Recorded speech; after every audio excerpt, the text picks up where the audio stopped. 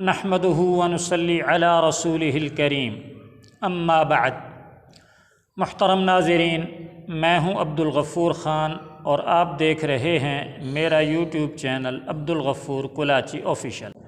حضرات محترم، انجینئر محمد علی مرزا صاحب کا دوہرا معیار، دوغلا پن، منافقت ملاحظہ فرمائیں۔ ایک طرف انجینئر صاحب کے اپنے استاذ ہیں، تو اپنے استاذ کی تعریف میں انجینئر صاحب نے زمین آسمان ایک کر دیا، تعریفوں کے پل باندھ دیے، اتنے فضائل، اتنی تعریفیں انجینئر صاحب نے بیان کی کہ گویا ان کے استاذ جیسا تو کوئی ہے نہیں۔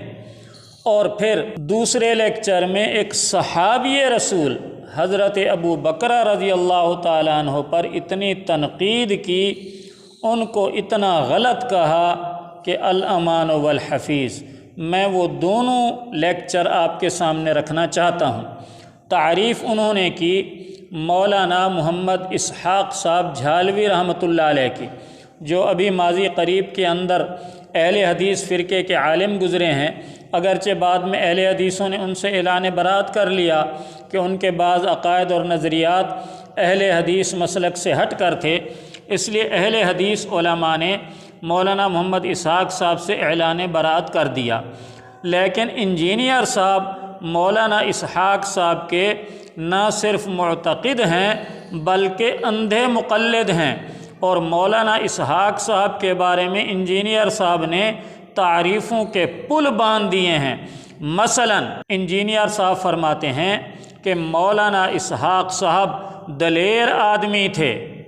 مولانا اسحاق صاحب جو ہے نا جی دلیر آدمی تھے، ون مین آرمی تھے، ون مین آرمی تھے، اس میں کوئی شک نہیں ہے۔ انہوں نے سچائی بیان کرنے کا حق ادا کر دیا، انہوں نے سچائی بیان کرنے کا حق ادا کیا۔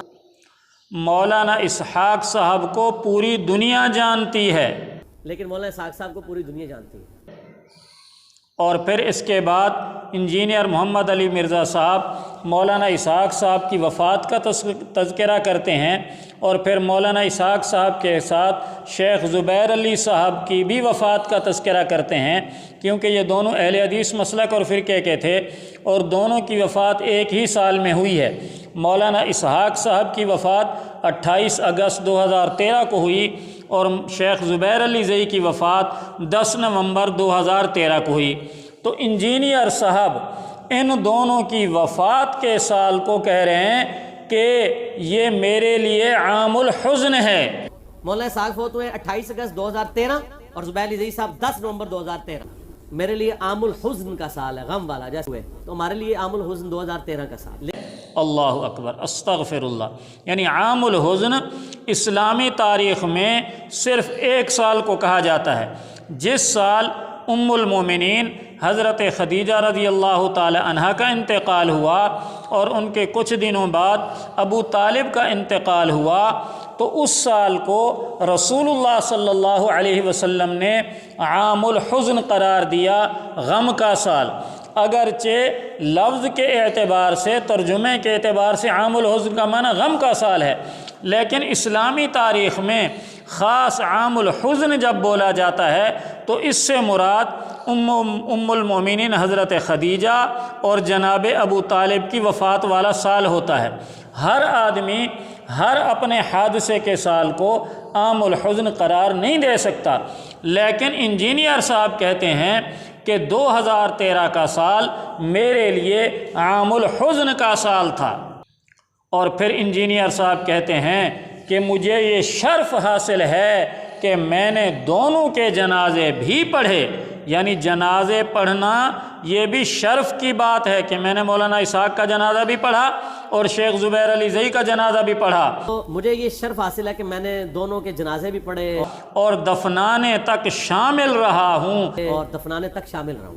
یہ بھی انجینئر صاحب کہہ رہے ہیں کہ میرے لیے شرف کی اور فضیلت کی بات ہے۔ آگے انجینئر صاحب فرماتے ہیں کہ میں پہلا نمبر جس بندے کو دوں گا وہ مولانا اسحاق صاحب ہیں، اور پھر ساتھ ہی کہنے لگے کہ صرف متاخرین میں سے نہیں، یعنی متاخرین سے مراد بعد کے علماء کہ آج کل کے علماء، ایسا نہیں ہے کہ میں آج کل کے علماء میں ان کو پہلا نمبر دے رہا ہوں، بلکہ متقدمین یعنی جو اسلاف گزرے ہیں، محدثین گزرے ہیں، تابعین گزرے ہیں، جو متقدمین ہیں، تابعین، محدثین، مجتہدین، ان میں بھی پہلا نمبر مولانا اسحاق کا ہے۔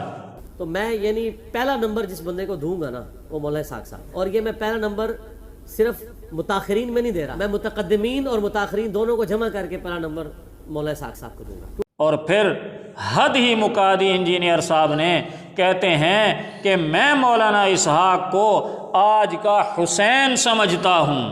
آج دن ہے کہ ہم آج کے دور کے حسین کو یاد کریں، میں تو ان کو دور جدید کا حسین سمجھتا ہوں مولانا اسحاق صاحب۔ استغفر اللہ، ایک مولوی کو جو متنازع ہے اور خود ان کے فرقے والے اس کو متنازع سمجھتے ہیں، غلط کہتے ہیں، اس کو انجینئر صاحب کس سے ملا رہے ہیں؟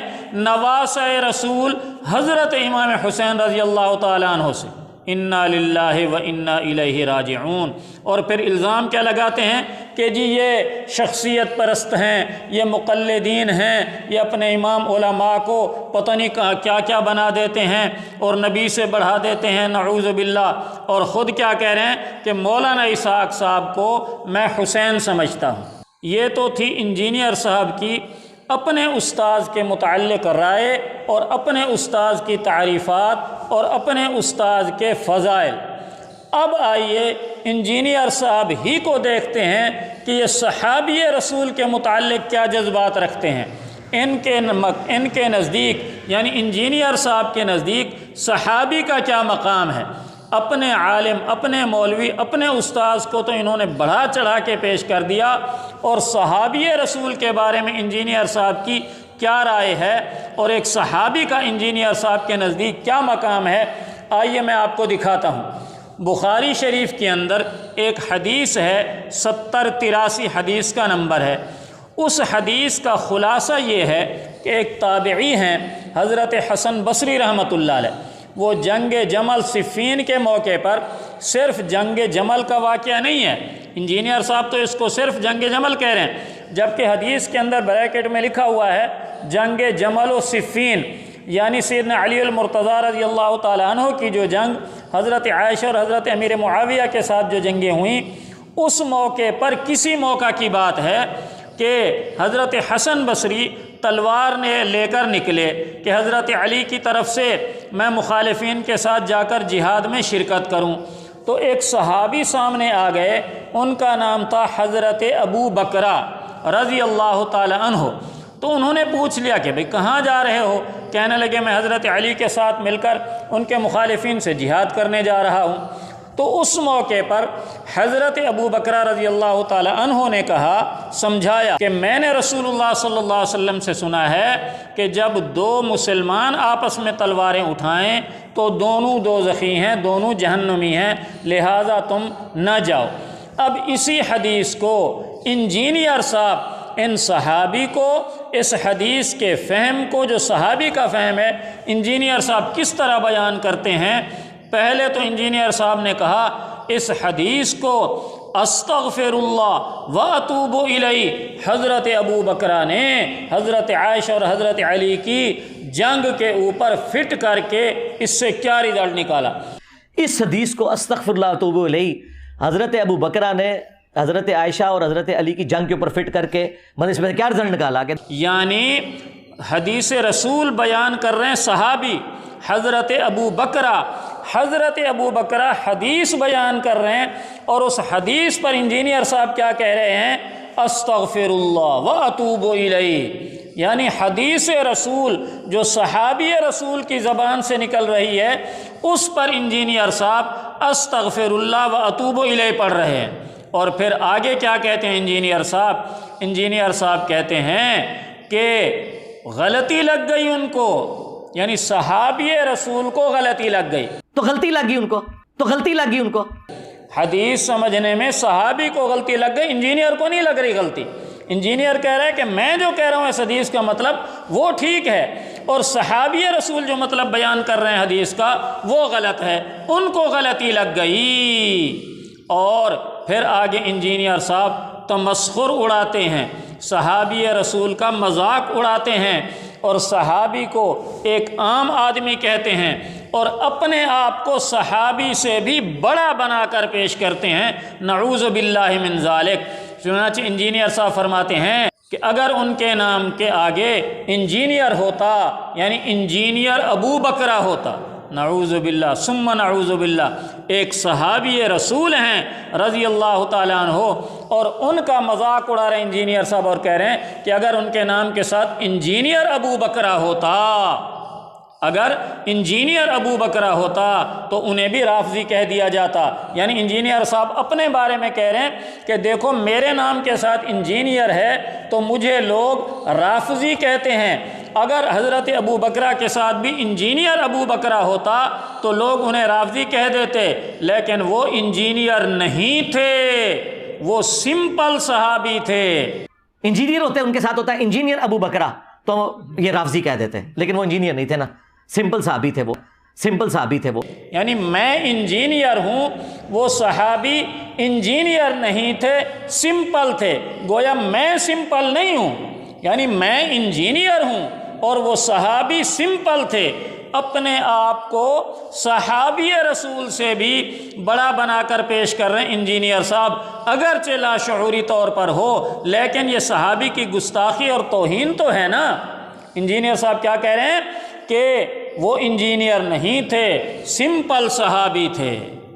اور پھر یہیں تک بات نہیں رکھی، صحابی رسول کی مزید توہین کرتے ہوئے انجینئر صاحب کہتے ہیں کہ یہ بالکل ردی کی ٹوکری میں ان کا فتویٰ پھینکنے والا ہے، اور یہ بالکل ردی کی ٹوکری میں ان کا فتویٰ پھینکنے والا ہے، اور یہ بالکل ردی کی ٹوکری میں ان کا فتویٰ پھینکنے والا ہے۔ کیا کہا انجینئر صاحب نے کہ یہ بالکل ردی کی ٹوکری میں ان کا فتویٰ پھینکنے والا ہے۔